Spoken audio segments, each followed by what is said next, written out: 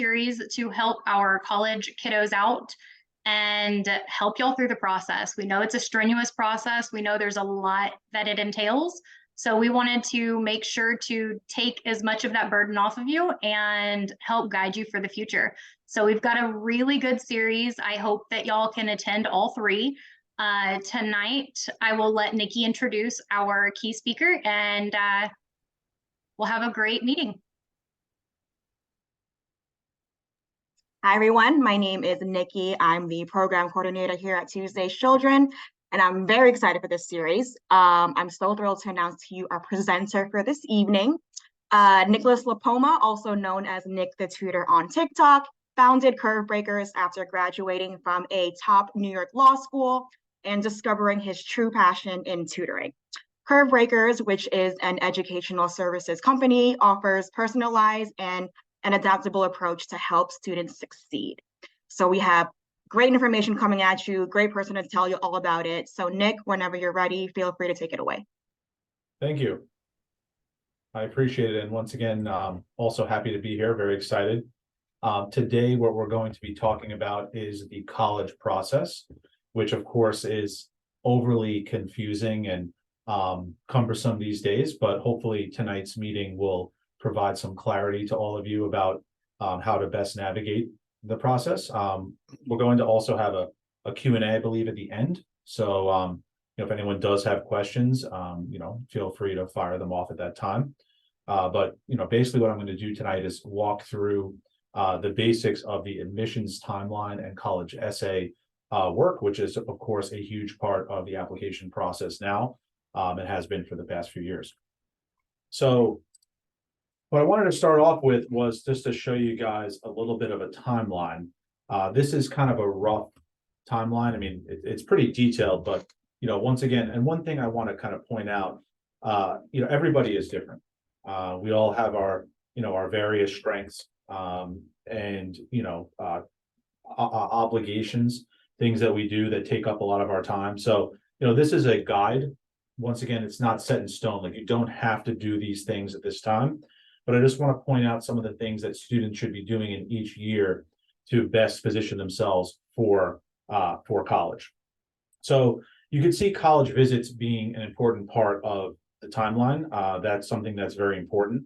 You also see time marked off for SAT prep, ACT prep in both junior and senior year. And you see that very large line on the bottom for college applications. You can see that process is basically extending from the summer going into your senior year all the way until to January of your senior year.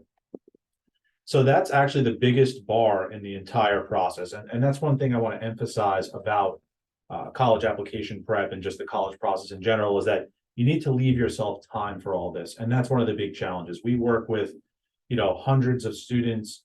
We work with about 40 schools in all different states.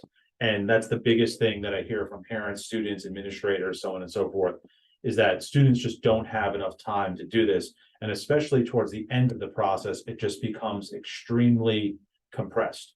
And if you start things early and you leave ample time to complete something like college applications, then it's going to be significantly less stressful than if you try to do it all the week before they're due.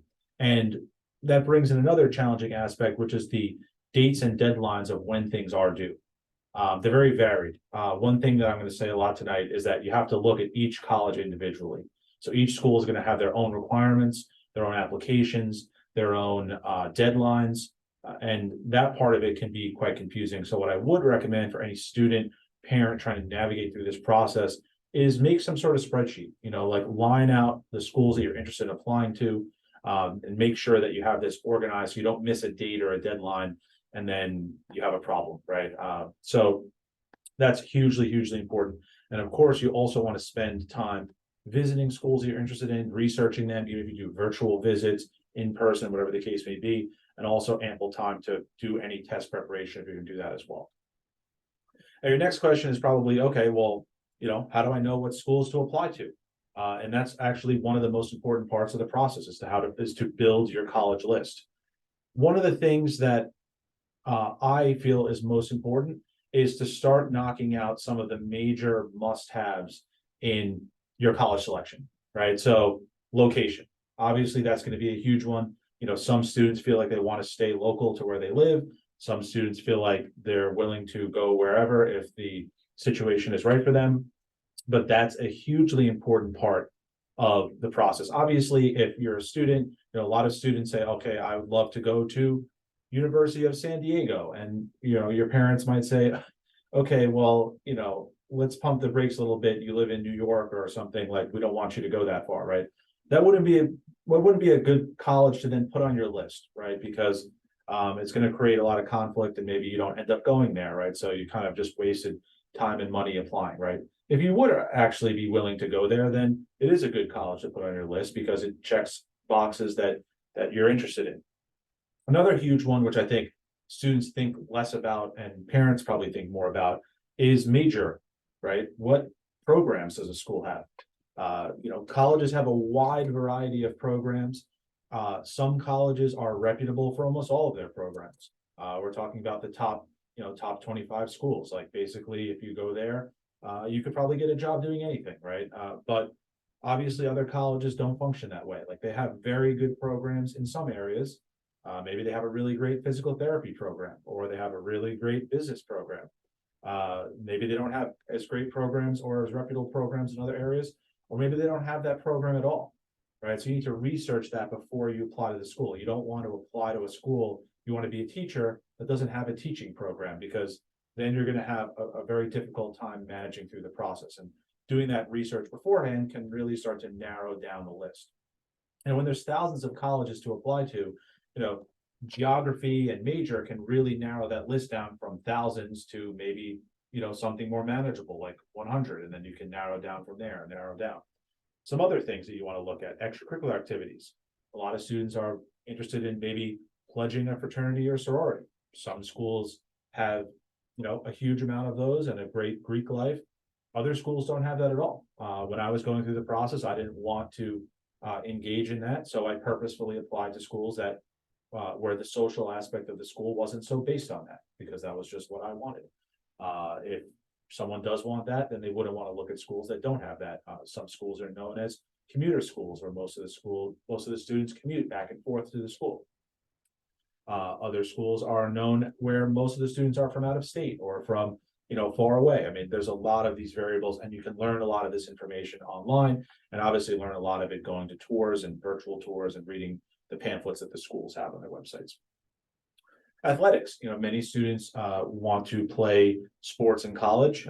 If you're being recruited, that may narrow down the list of schools that are interested in, you know, pulling you in as a recruited athlete.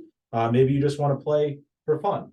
Some schools have, you know, great programs where students can play sports. Others don't, right? So that's another aspect that can really narrow things down. I think a really big one is the size of the school. Some students say, you know what, I'd really like to go to a smaller, closer knit school where I know more people and, you know, I don't see a new face every day. Other students say, you know what, I really prefer to go to a large school where there's a huge campus and it's basically like a small city. That is another huge differentiator. If you are interested in a smaller, more intimate environment, you know, you want a smaller class size, it's better for your educational style, you wouldn't want to apply to a school that has 20,000 students, right? Because that's not going to fit what you're looking for. There's also other things, right? And these are maybe smaller things, right? You know, like what are the facilities like? The dorms, I think that's maybe a big one. You know, there's a huge disparity in what the dorms look like. Does the school even have dorm space for students anymore? I mean, some schools actually are so maxed out with students that they have freshmen being delayed or living off campus or something like that. So there's a lot of little things that you can look at, and just looking at these categories, these 6 categories, you can really probably narrow your list down to something much more manageable. Like I have below, like, you know, you have something in the, you know, in the 20 to 30 range where you can really start to say, okay, like, let me really look at these schools more closely and figure out which ones I want to apply to. Once you do that, then you can start to actually compile a list, right? There's a lot of other factors which I'm going to get to later, which is basically, can I actually get into this school, right? So you might have this list of 25 schools, but, you know, maybe you don't have a realistic chance of getting into all 25. Maybe you have a realistic chance of getting into 10 of them, and then you have a few extras that we'll call reach schools. You also want to, lean on your guidance counselor at school, who can give you a lot of background knowledge on what schools are like, especially if the schools are popular in your particular high school. So one thing I've noticed is that, working with hundreds of students that go to various different high schools, students in certain high schools tend to apply to the same group of colleges just because they become popular with the students, maybe because people have had great success there, maybe because students have gone and really liked it. Some schools become less popular for various reasons. I think the college lists that I see from students have shifted drastically over the past 5 years. I would say 5 years ago, they were very different than they are now. A lot of that has to do with how schools handled certain circumstances, like did they, allow in-person classes shortly after COVID, or did they not? I mean, there's a lot of factors like that you want to investigate. And a lot of this information can be done on a tool called Naviance. Most of you will probably have that through your high school. If you don't, there's other tools, online tools like College Raptor. But Naviance is probably the best one in terms of researching schools, learning about them, learning about their programs, their majors, learning about the cost, right? That's another factor that I didn't even include, right? The cost. Some schools have extremely prohibitive costs these days. We're talking $80,000 a year. Other schools are very affordable and provide a great value, right? So that's another personal decision as to like, how much do I want to spend on this?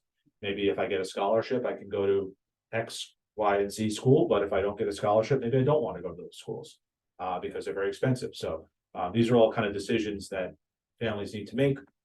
And I would really recommend starting with that list of items in number 1. So now we're talking about narrowing down the list. So we have that preliminary list. Now I want to narrow it down. I think 8 to 15, some students are going to go up to 20.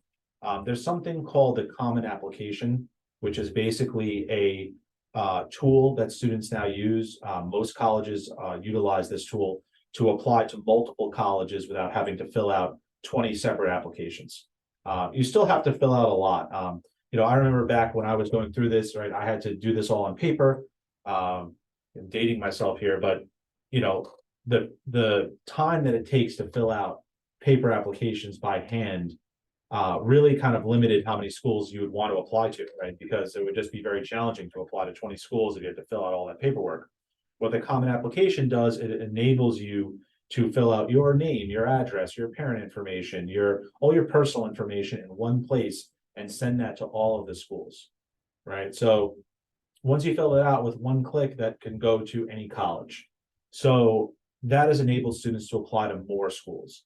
Another reason students are applying to so many schools, which, this 8 to 15 range is maybe, ideal. I think if you're applying to competitive schools, very competitive schools, you'd want to be more in that 15 plus range.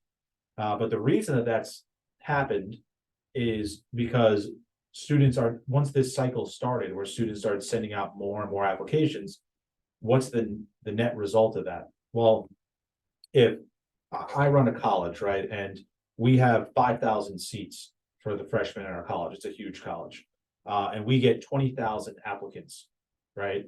If I accept 5,000, let's just make it easy, right? That's a 25% acceptance rate, right?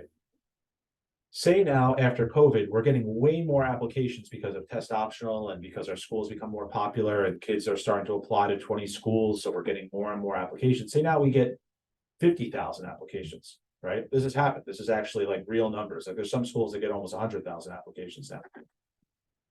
If we have 50,000 applications and we're only going to accept 5,000 students, our acceptance rate now is 10%, right? So our acceptance rate at Nix College went from 25% down to 10%, right? What does that mean? That means that students now need to send in more applications because the chance of them getting into Nix College and all these other schools is very low. So when your chances are low, what do you need to do? You need to play the field. You need to send out more applications. So we've engaged in this vicious cycle where more and more applications keep getting sent every single year. That number keeps going up nationwide. And then therefore the acceptance rates at schools keep going down. And then you need to send in more applications. So then the applications go up and the acceptance rates go down. And this has continued. And the average number of applications that students sent out has significantly gone up. And for some schools, exponentially. They've actually doubled at some schools. So that's something to keep in mind, especially when you're looking at that number. You're like, why would I apply to 15 colleges? It's insane. When I was going through this, a parent or something, I applied to 5 schools or 2 schools or 1 or 8, whatever. That's just kind of the name of the game now, and that's my recommendation if you are applying to selective schools. Visiting schools is very important. I can talk from firsthand experience. When I was going through the process, I would walk into a campus, and some schools I would get a great feeling from the other students, from the tour guides, from the programs, from just the look of things. I mean, I know that's a little bit kind of subjective, but at the same time, it is important, right? You want to be comfortable with where you're going to school. And that's something that I think is really important. Visiting the schools is costly, right? Applying is costly. That's why you do want to narrow down your list and not apply to, schools that you really don't intend to go to. But at the same time, if you do apply to selective schools, you need to have kind of a wide list. You're going to have to pay a lot of fees, unfortunately, and that's one of my big complaints about this process is, you have application fees, you have test score sending fees. If you're applying to 15 schools, that starts to add up to, a few $1,000s, which is crazy. I mean, it really is crazy. A lot of people can get fee waivers. A lot of schools do have free periods where you can send in applications for free if you live in a certain area. So you have to look out for those things. That's valuable information. A lot of times you get that from your school, especially local schools. They do that with local people, right? So your local state college or the private college near you, they may go down to your high school for a certain month and just start accepting kids on the spot, or, giving people application fee waivers and so on and so forth. So definitely look out for that. You want to have a good mix of schools in your list. So you want to have a few safeties, a few target schools, which those are schools that you have a very good chance of getting into, but it's not guaranteed. A safety school is basically, I feel like I'm guaranteed, if not close to it, to get into that school. Target school, like I said, something, had a good chance, but maybe not 100%. And then the reach schools, those are the ones where I feel I have a very low chance, but maybe I can get in, and maybe there's some ways that I can get in. That's a lot of what I do, and what I help people with is helping them understand what they can do to get in, which I will get into. If you want to look at test scores and grades, colleges do publish this information. You can find it on their website. There are sites that compile this. Naviance is very good for this. They have great charts and graphs that you can utilize. But if say a school's average SAT score is a 1250 and you have 1300, that's probably a target school for you. If you have around 1250 to 1300, maybe you have a little bit lower, it's probably a target school. If your GPA is in the same range, like it's close to what their average is, that would be what a target school would be like. If their requirements for grades and test scores were, say, a 1400 and you had 1300, and they wanted a 3.9 and you have a 3.6, then that would go down as a reach school, right? You have a low chance of getting in because your numbers are a little bit on the lower side. If you're way above the numbers, if you're at the 75th percentile or above, then that's a safety school. So you're very likely to get into that school because you're going to boost their average numbers for test scores and grades. So that's where the research tools like Naviance and other online tools can be helpful. I encourage you to make sure when you're looking this information up that you make sure the information is current. One issue that students have faced is if you Google this information, a lot of times you get information from, say, 2020 or 2021. Because the process has changed so significantly and colleges have so many more applications, that means they can be extremely selective, right? So the average SAT scores and average GPAs at a lot of colleges have gone up. That seems like almost confusing, right? Like, how is that possible? Like, how can it just keep going up? Well, with the concept of test optional, which we'll go over later, they're deleting basically a lot of the lower scores off their averages. And also there's something called grade inflation, which is a huge problem for colleges, where the average high school GPA in the United States has gone up from something in the high 80s to something in the low 90s over like the past 10 years. So basically the average student used to have maybe around a 90 average. Now the average student has probably closer to a 92, 93 average.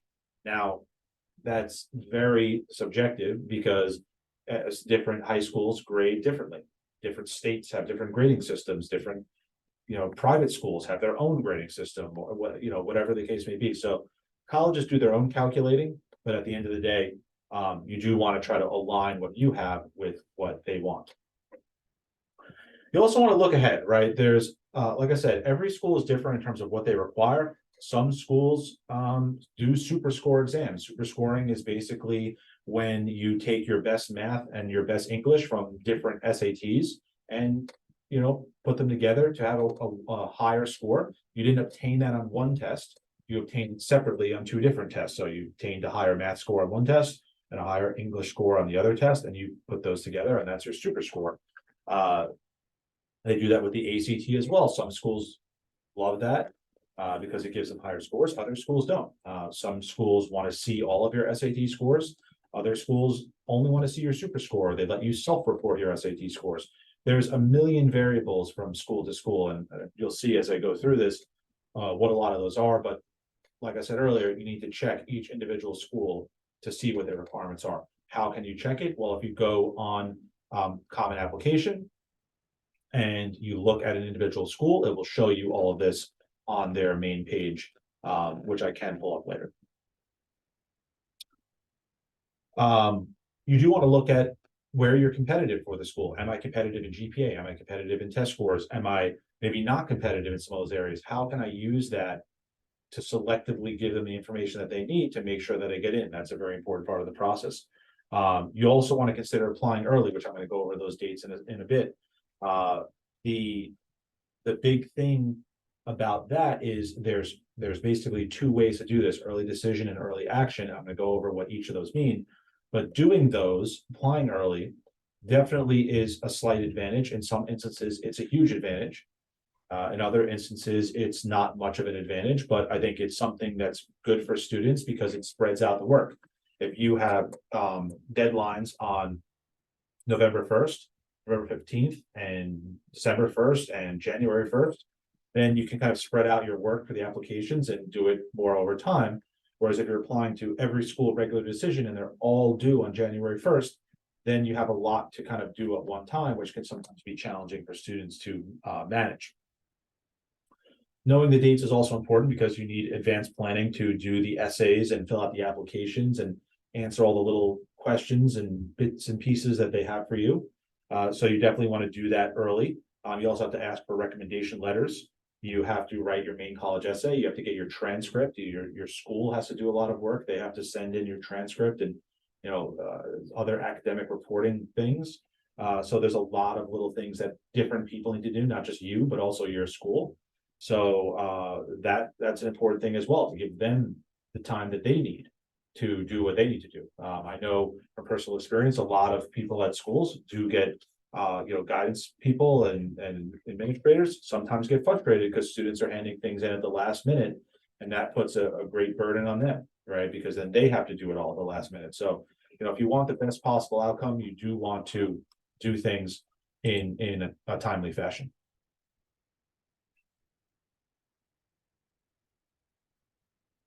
Okay, so let's go over the different styles of applying, right? You have early action and early decision. You also have regular decision.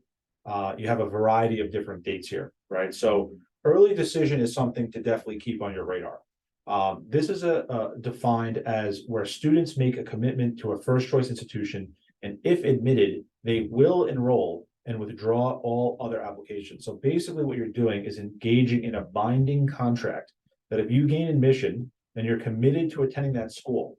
So this is very serious, right? Like and one thing for me to throw out there, it's very hard to get out of this. Like if you do ED to a school and you get accepted, there's a few ways out, but they're very specific. And if you don't fall into those, you're in a world of pain. I mean, you're really in a bad situation because if you don't attend that school, you will have a huge problem. They will notify other schools and they will really give you a hard time. The one way out, and there is one way out, is some schools have a conditional ED, which basically is based on financial issues. If you want to go to the school and you want to go, if they give you a certain scholarship, like if it's a certain affordability level for your family, some schools do have that. So you can you have to make sure that they actually have that as an option, which is where if they don't offer you a scholarship, then, you know, you can get out of it. You don't have to attend because it'll be financially burdensome, right? But other than that, and other than that school having that specific policy, you have to be 100% committed. Now, this is a circumstance where a student says, this is the one school that I must go to. I have to go to Nick's college. So I'm going to apply ED because no matter what, I want to get in. Now, how is this beneficial? Well, the good part is this usually gives you a big leg up in the admissions game, right? Because there's usually a significantly higher acceptance rate for students applying ED. The reason for that is they know that they have you, number one, like you're 100% attending. That's one of their big concerns, right? They hand out acceptances, right? I accept Nick to my college, but then Nick chooses to go to another college, right? That's damaging to them because there's a statistic called yield rate, which is basically how many students that they accept actually attend. They want that to be high. That's actually important for them. If that's low, that's bad, right? So this enables them to lock people in, and they know they're going to have a certain yield rate based on those students automatically attending the school. So that's why they take that very seriously. And it is something to consider. So if you do have a school that you really do want to go to, you can ED there. You really can only ED for one school unless somehow the school has a policy where you can ED to multiple schools. Very few have that, but some do. Typically this deadline is November 1st. What I'm seeing this year, and this is just new information, is that a lot of schools have moved that up now to October 15th. They keep moving the deadlines up and up. It's just something that actually benefits the school. One thing you'll notice as I go through all this stuff about the college process, most of the things that colleges do sound like they benefit you, but they really benefit them. And that's no criticism to colleges. They're running a business, so they need to stretch out their work, right? So if they got all 50,000 applications on January 1st, that's gonna be very hard for them to process them in the right amount of time and really like look at them closely, right? So for them to actually look at those applications closely, they want to get 10,000 in October and 10,000 in November and 10,000 in December. So by having differing deadlines, they can spread out their work, and that benefits them. And also to some degree for students that take advantage of it, it benefits you as well. Some schools have multiple different early decision deadlines. So that's just a choice that they make to have ED1 and ED2. You could submit again. Typically, ED decisions come out much earlier. So that's the other benefit to you, is that you get your decision much faster than getting it in the spring, right? You get it in the winter. There's a lot of benefits to the students, like, because if you do apply ED to your top choice school and you get in, and in December, then you don't need to really bother doing the rest of the applications because you're locked into that one school, and they actually want you to withdraw any of them that you've sent in. So you have to go and withdraw your application from all the other schools. Early action is something similar, except it's not binding. So this really just requires you to send your application early, and you'll receive the decision early, but it is not binding. You can do this to multiple schools. You can do this to 5, 6, 7, 8 schools. You can do as many as you want, as long as they all allow it. This oftentimes does give you a slight advantage, but I'm going to go out and say very slight. Sometimes it's actually a lesser chance of getting in. Because what you have is you have all the really high energy applicants that are doing everything early and have every dotted every I, crossed every T. So that's usually sometimes a stronger applicant pool, which makes it a little bit more competitive, right? That's a case where you have to look at each individual school's numbers and take a look at it. Now, the one benefit, even if the number is similar or lower, is that you could get 2 bites of the apple, right? So what they can do is they can accept you. They could straight up reject you, which they don't do that much unless they feel you're totally unqualified. They also can defer you. So that means push you off to the regular decision deadline, and then you have to wait. But that gives you another chance, right? So you didn't get in EA, but maybe you can get in regular decision. Maybe you have really great senior year grades. You're taking 5 APs, and you can, prove to them that you're worthy of getting in. So it does give you 2 bites of the apple a lot of times. So there is an advantage there, but that's less of an advantage. It's better for students to spread out the work, and it's better for schools. So that's kind of reason why that's kind of come to be. These practices are falling under criticism, I would say. And they're one of the things that, obviously all of this is very complicated, right? I'm here, trying to explain all this, but it is complicated. Imagine the average student out there trying to figure all this out on their own. Maybe they don't have parental help. Maybe their parents didn't go to college. My dad didn't go to college. I had to do a lot of this on my own. That's a disadvantage to those students, right? The information, the knowledge is part of how you can get yourself in, right? So these are kind of coming under fire as being a little bit unfair, because if you know how to game this system, you have a much higher chance of getting in. So, but for now, they'll be existing for quite some time. I don't see anything changing significantly, but two very important things. You also have other types of early action. I'm not going to go over this too much, but you have like restricted early action, which is like you can only apply to one school, still not binding, but certain schools have this. It depends on the program. I mean, they change these things every year also, so they could just change it one year to the next. They could change the date, they could change their policies. You also have rolling admissions, which is where colleges will take your application as early as you want to send it, and they review them as they receive them. So that's great for them because it lets them accept people, over time. It's also good if you send those in early, you have probably a little bit better chance of getting in. They'll also take applications very late to those schools, like past all the other deadlines. So sometimes students like that as well. So once again, you want to check with each individual school to make sure that you're, apprised of their policies. So let's talk about a concept called demonstrated interest. So this is a concept in college admissions. Basically, colleges are now tracking how interested you are in them. So let's talk about years past, right? Say when I went through this, right? It's like, what are your test scores? What are your grades? If they're in line with what we want, you're most likely in, right? We might read your essay, look at your extracurricular activities, but that's basically it. Now they have such a plethora of qualified applicants that they actually say they only want to take 5 kids from a certain high school, right? They might have 20 qualified applicants who hit the SAT scores, hit the grades, have the great extracurricular activities, community service, all this stuff, right? How do they pick 5 out of 20? Well, they have to look at other factors, they have to look at essays, they have to look at how much you desire to actually go to the school, and that's demonstrated interest. You showing them that you really want to go there. Applying ED is the #1 way to show them you really want to go there because you're committing to a binding agreement. Now, I want to add one last thing. It's not really a contract with ED, like it's not like legally binding, but they can make some issues for you. So it's close enough, right? Close enough. But doing that would show great demonstrated interest. Filling out online forms, going on college visits, following them on social media, emailing or speaking with the admissions people who are the reps for your area that come to your school, getting to know them on a first name basis where they remember you, attending events, doing interviews, all those things can show a lot of interest. Visiting the campus is a really great way. Now, when you visit, you want to make sure you go on an official tour, or else they won't know that you went there, right? So you got to get your name in the system. Sometimes they give you a little time to sit down with with one of the reps and go over what the school requires and some of the benefits. I mean, they're promoting themselves, but they want to make sure that you're, interested in them. When they do ask, and we're going to get to the essays in a bit, why do you want to go to our school?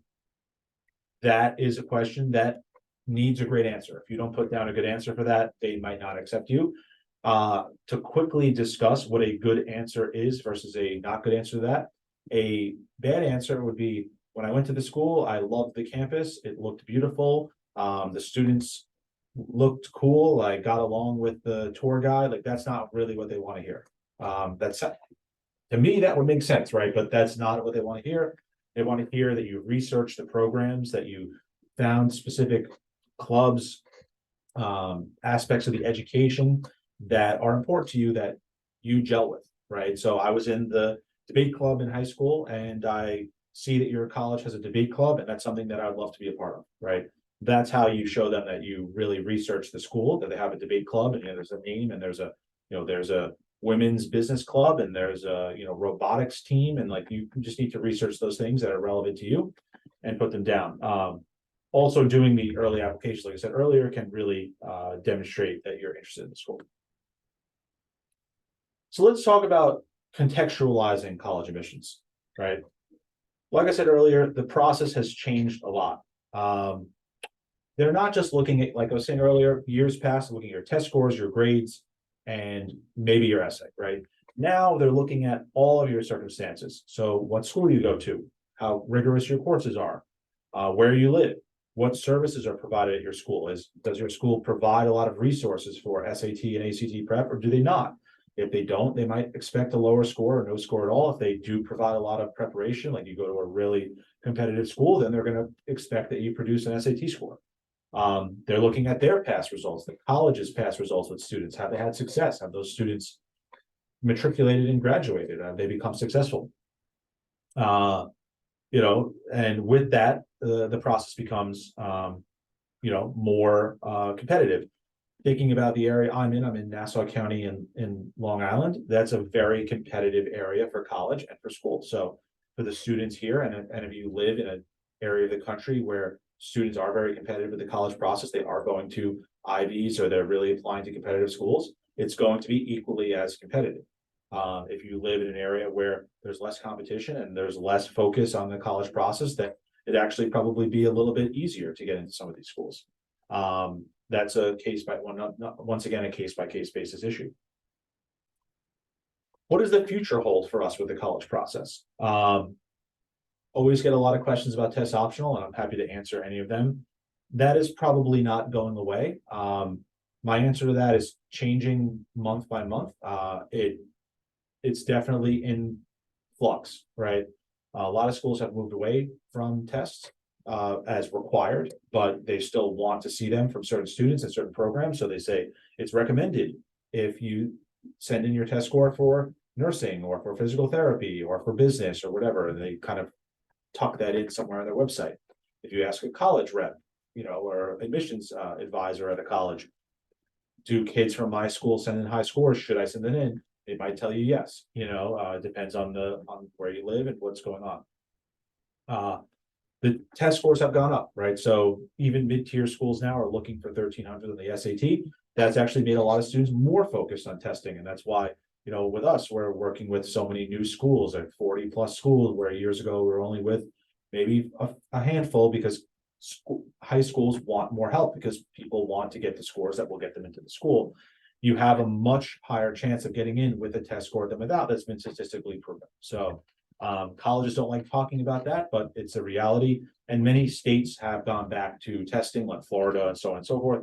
And more may do that, maybe not. Who knows? It really is hard to say. One outlier is MIT. They did go back to testing very quickly. Other schools have followed. And MIT felt that the rationale behind test optional was incorrect. That basically they stated with test scores, they were able to find more students from certain circumstances that performed well.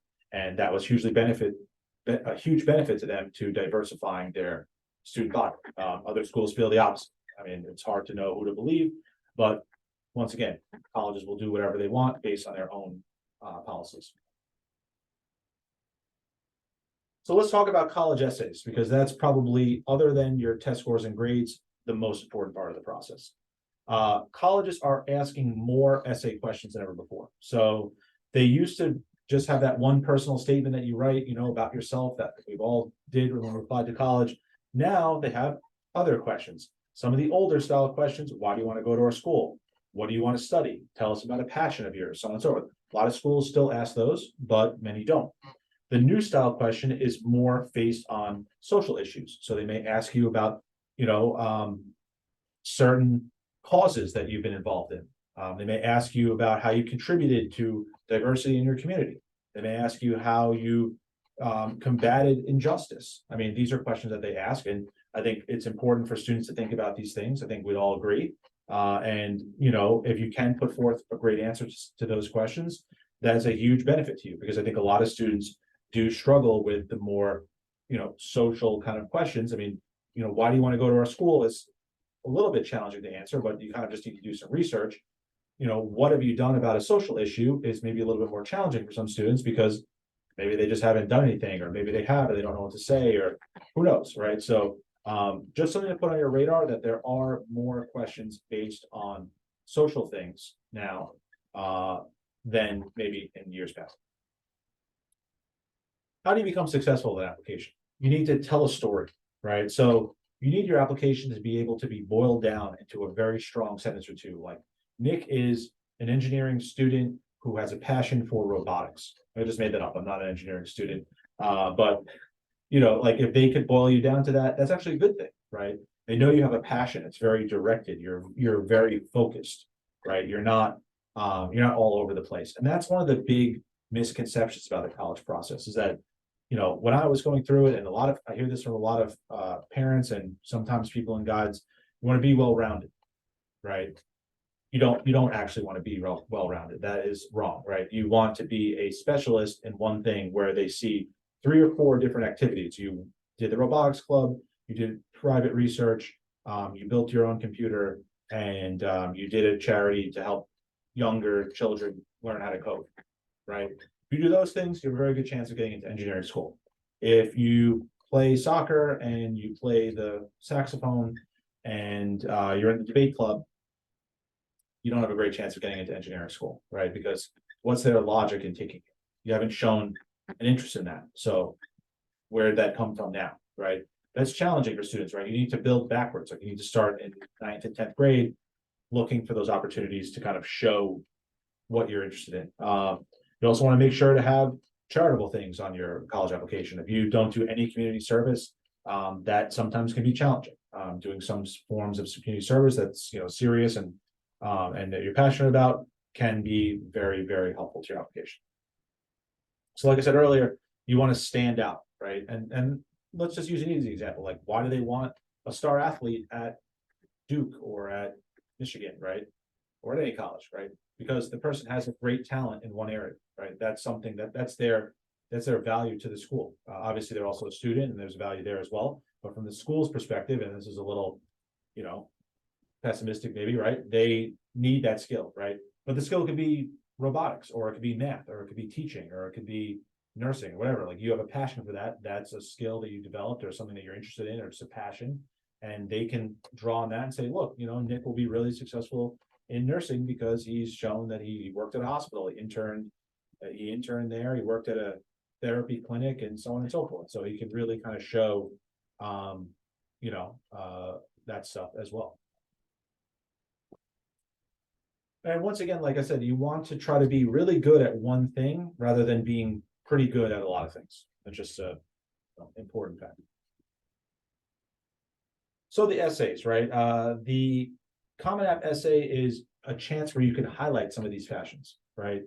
The essay can go in a lot of different directions. I'm going to give you more of some things maybe you shouldn't do, because what you should do is very personal, right?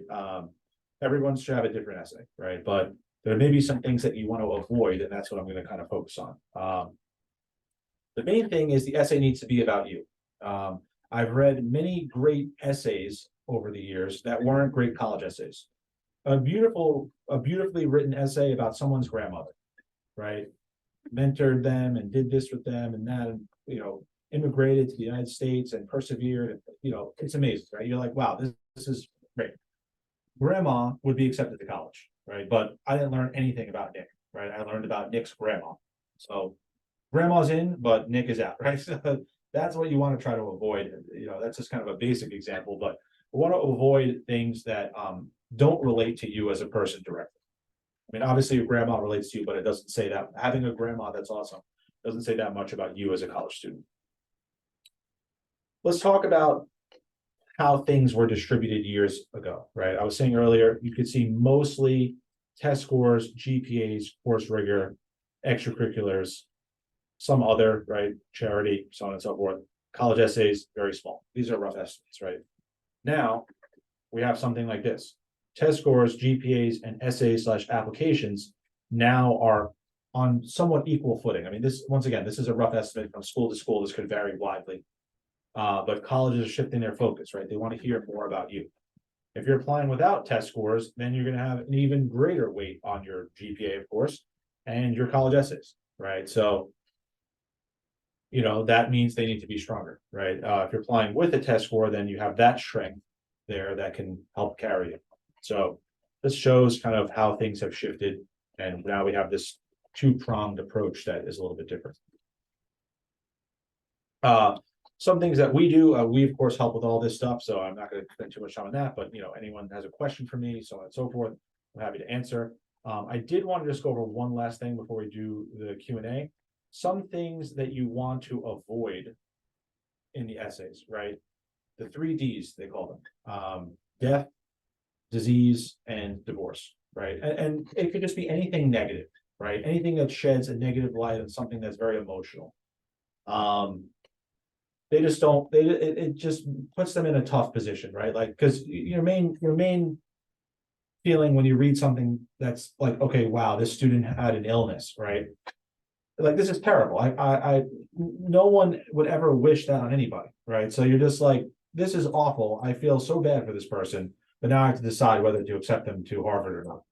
And that's not like a good position to put them in. Like, they feel backed into a corner, kind of, right? So they'd rather hear something more positive about you. I mean, obviously overcoming stuff like that is a huge positive. It says a lot about someone's character, but it tends to be challenging to write about in a non-emotional way, right?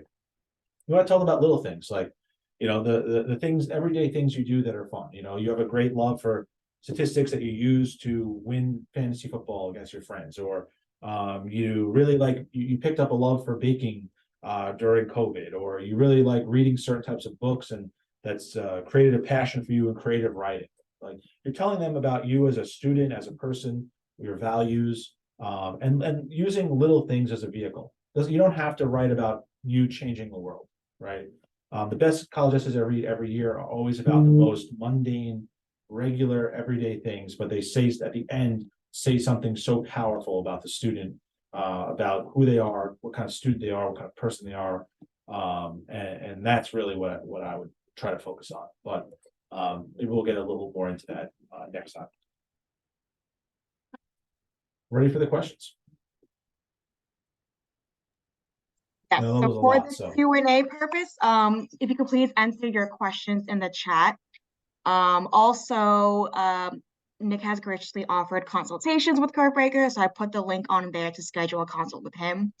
Nick, if you want to take down your share screen, we can go ahead and go to Q&A. Perfect. Okay, so feel free to put in chat. Okay. Shira asks, so if speaking on the loss of a father is not recommended for the essay? One thing I'll say is you can write about anything. I've seen successful essays about every single topic, but I think generally speaking, because those things are so emotional, I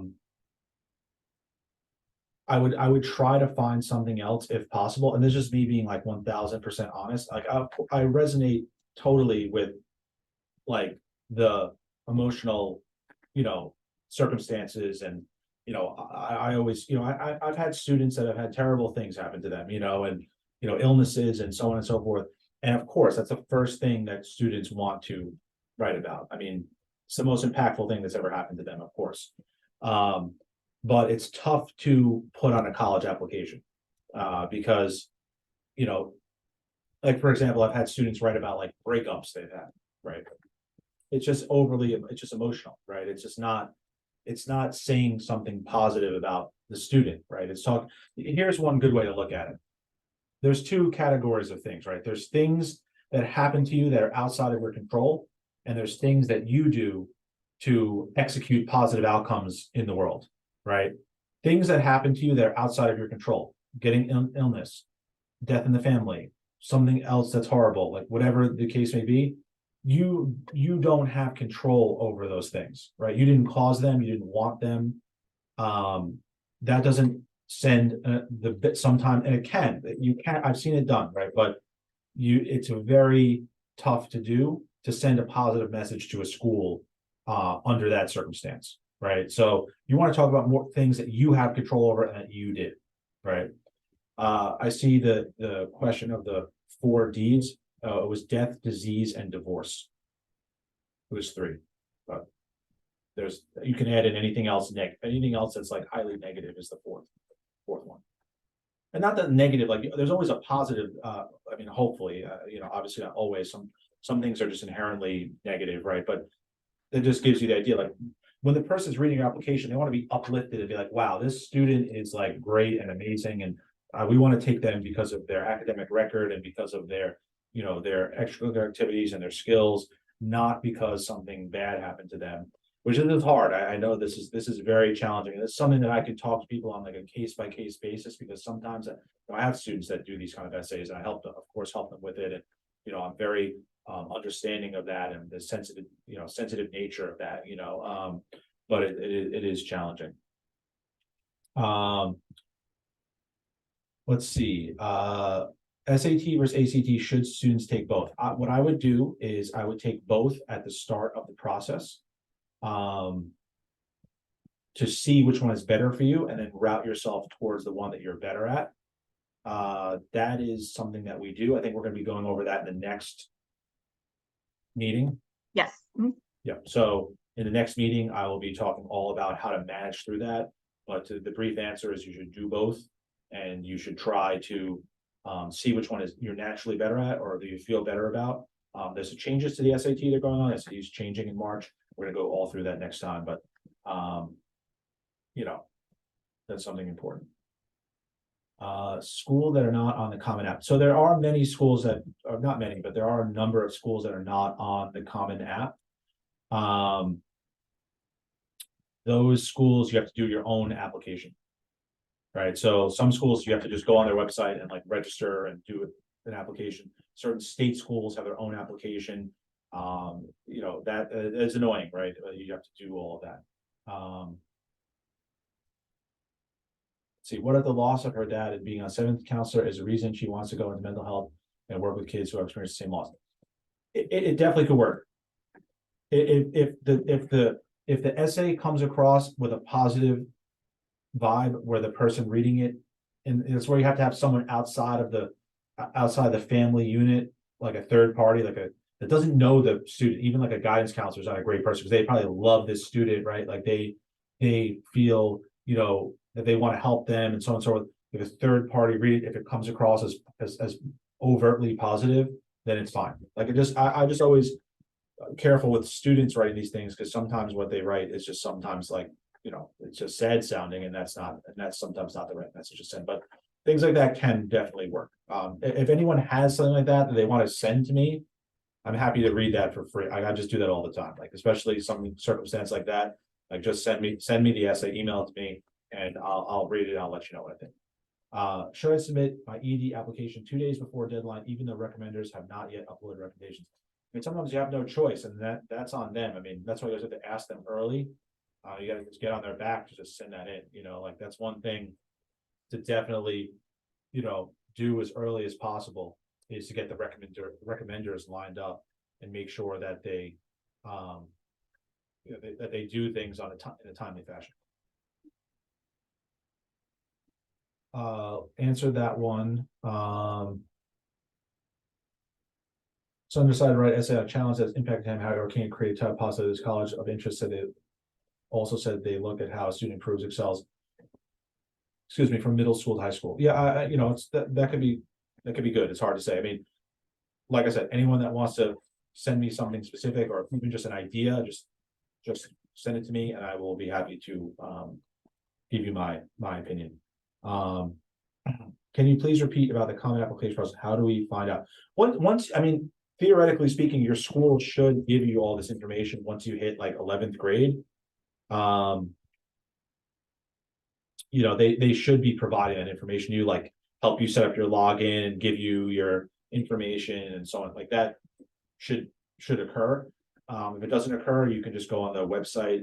It's Common App. I guess I'll give you the exact website. commonapp.com, and you can register yourself, but your school usually does it for you. And I think there's another comment, like a lot of schools that has merged with Naviance like that. I've heard that many times. It helps you like make determinations and so on and so forth.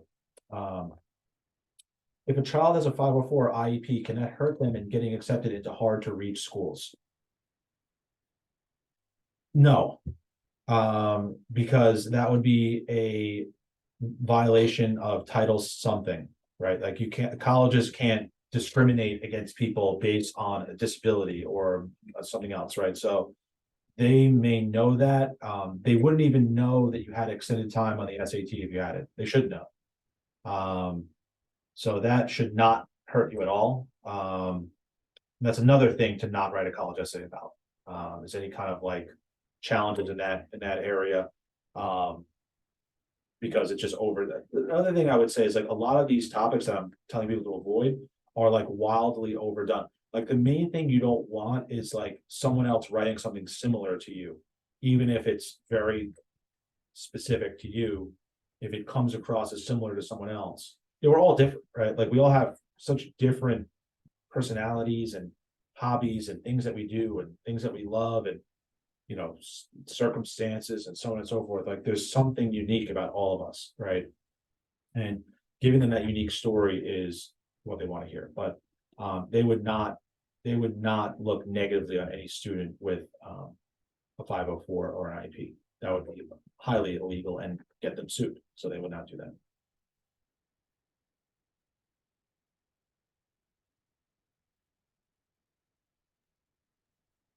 Okay, do we have any more questions?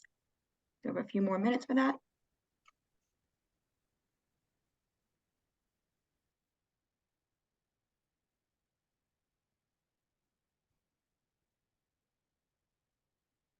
Okay, I'm gonna say a few final words, and if anybody has questions about things after this session, just let us know. We will be meeting again next Thursday evening, same time, same place. And we will be getting to get the information for the SAT, ACTs, and the whole idea behind whether you should test or not test.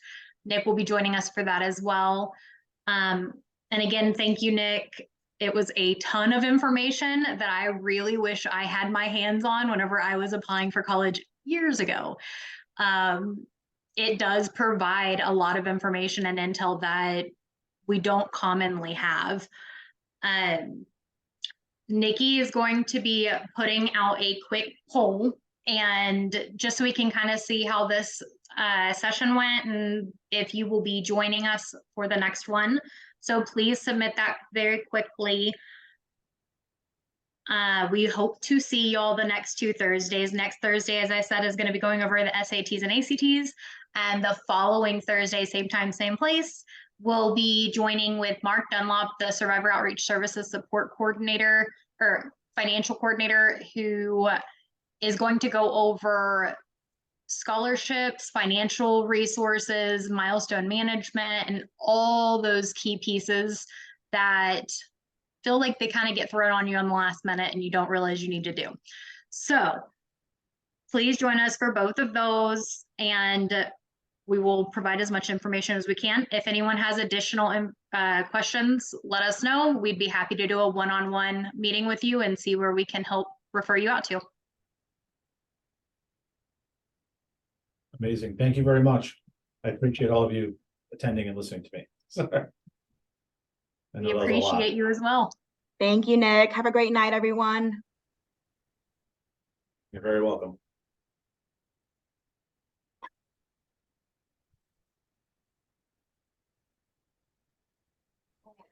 Will we be getting a copy of these slides? Will you all email those out?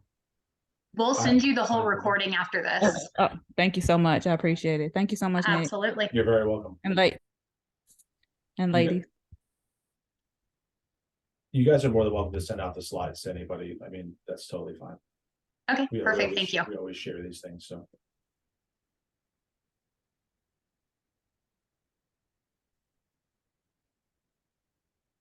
So for next week, it's going to be like the same time, it's the same time and everything, right? Yes, sir.